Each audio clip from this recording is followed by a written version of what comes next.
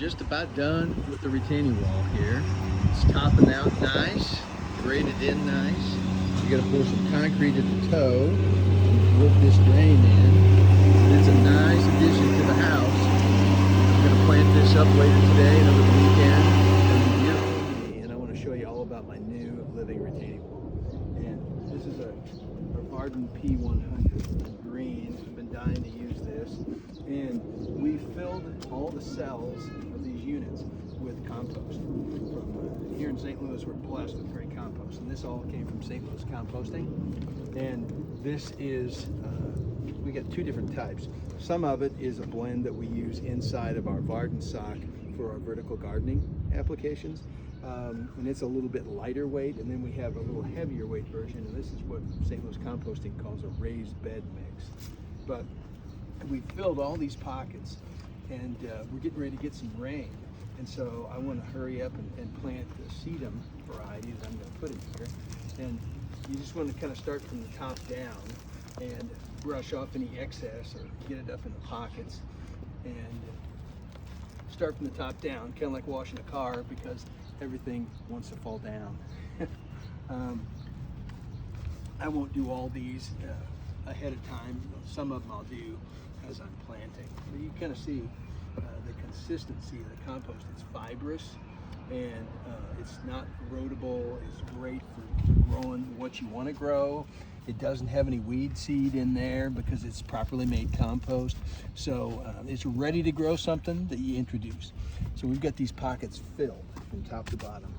And for this application, I'm going to use one of my faves, which is Sedum Kamchaticum. And I've got these little 50 millimeter plugs from Yost Greenhouse, who's our nursery partner here.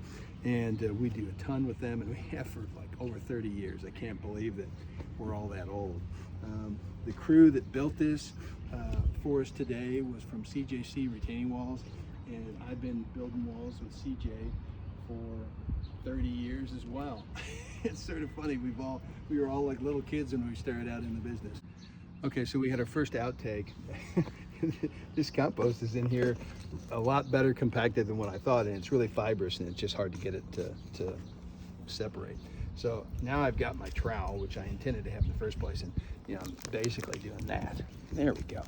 Now I've got the sedum in there nicely, and we're all set.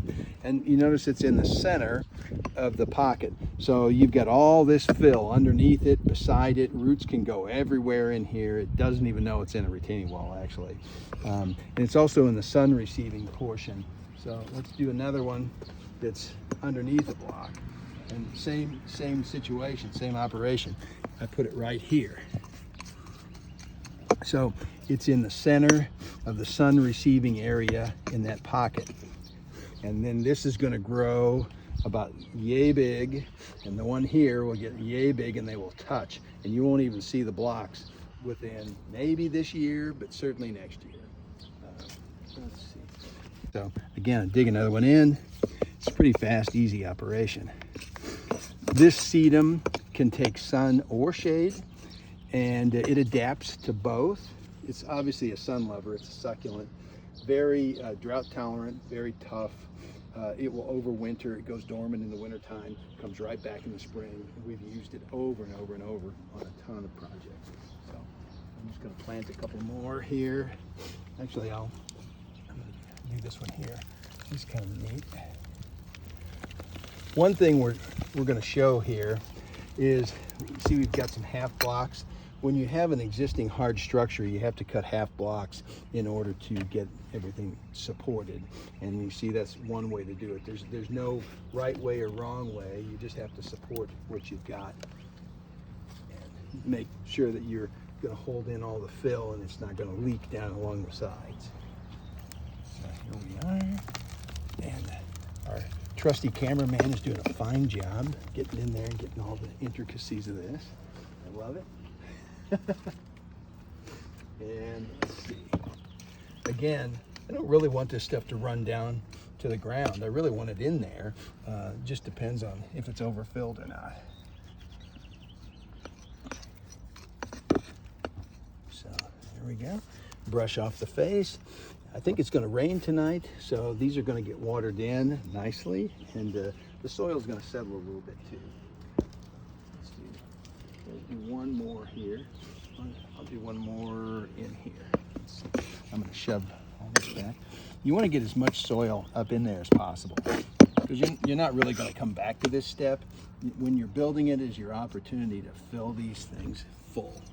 There it is. Okay, we're all set. That's good. Ready?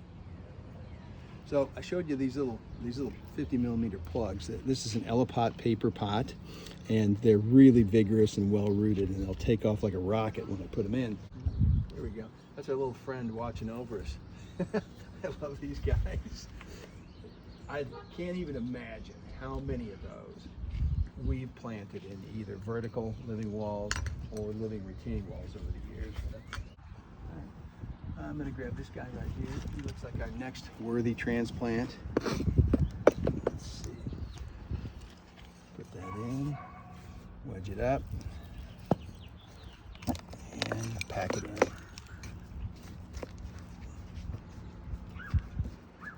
I like the looks of him. So just wedge it, pull it, and then pack it. And that gets the job done. That's going to root right in. I made this point earlier, and I was pretty fast, but you know, you've got this overburden here. I mean, the minute you get some rain, this is going to slough off. So you might as well get at it now and either make sure it's packed in there and then rub it off, so that when it settles straight down, it's behind the peak of the face and it's held in, and you don't have a bunch of your really nice planting soil in a pile at the bottom of this. So that's why I'm doing it this way, and then you can wipe it off, and it looks nice. And I did this one, and you work your way down, because you see now I've got a pile here, and I will shove that up in here, and press on it, make sure it's maxed out, and now I'll put another seed in it. Look at this guy, he's got some nice stuff.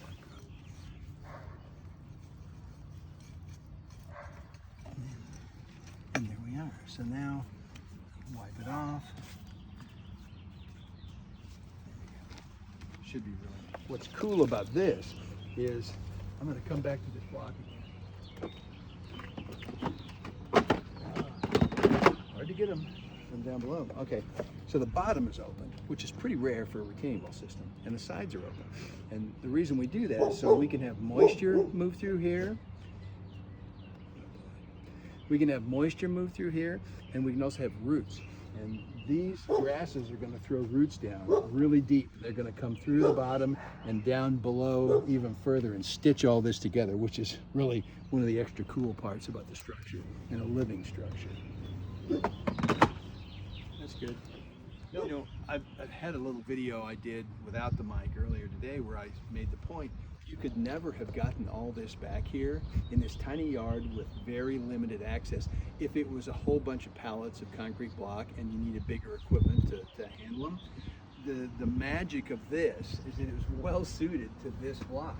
You know, this is our plastic retaining wall system, and it's, you know, highly rigid and skeletonized here to take the weight out, but it also is very strong and engineered.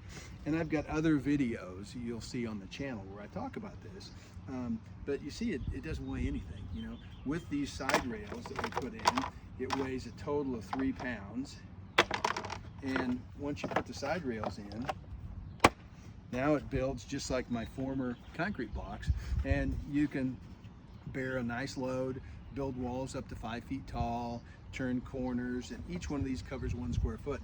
So it's super efficient. This wall tops out. There's 8 courses here, so that's 4 feet high.